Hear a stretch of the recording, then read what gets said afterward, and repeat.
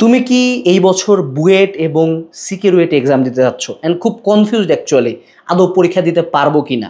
যদি পরীক্ষা দিতে পারো তারপরেও তোমার কি চান্স হবে? কেন আমি কথাটা বলতে সেটা বুঝো।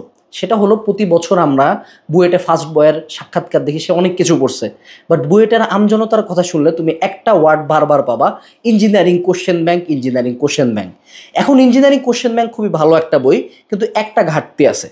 তুমি যদি এমন একটা ইঞ্জিনিয়ারিং কোশ্চেন ব্যাংক পাইতা যেখানে কোশ্চেন ব্যাংকের সাথে প্রত্যেকটা প্রশ্নের থিওরি দেওয়া আছে, তাইলে তোমাকে এক্সট্রা করে না অন্য বই পড়তে হইতো, না কনসেপ্ট বুক দেখতে হইতো, না অন্য কোনো গাইড টাইড দেখতে হইতো। অর্থাৎ তুমি শুধু ইঞ্জিনিয়ারিং কোশ্চেন ব্যাংক পড়েই কাজ শেষ করে ফেলতে পারতাম, তোমার এমসিকিউ অ্যান্ড রিটেন দুইটাই কভার হইতো।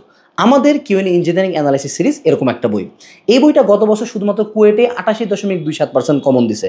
বুয়েটের কোশ্চেন আমরা পাই নাই, তাই প্রুফ দিতে পারি নাই, বাট ইনশাল্লাহ প্রতিটা ভর্তি পরীক্ষা, ইঞ্জিনিয়ারিং ভর্তি পরীক্ষায় এই ছোট্ট বইগুলা থেকেই কমন আসতেছে। রিজন কি?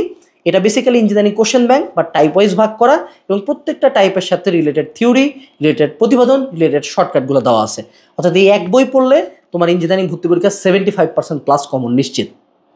সো তুমি যদি ইঞ্জিনিয়ারিং ভর্তি পরীক্ষার সবচেয়ে কম্প্যাক্ট সলিউশন খুঁজো, এই বইগুলো নিজের টেবিলে রাখবা। অন্যান্য অনেক বই পড়ো, আমার কোনো বাধা নাই, বাট এই বইগুলো যাতে থাকে, কারণ যত সময় আগাবে তত কিন্তু তুমি খুঁজবা কোন কম্প্যাক্ট সোর্স থেকে আমি সবচেয়ে ভালো আউটপুট পাইতে পারি।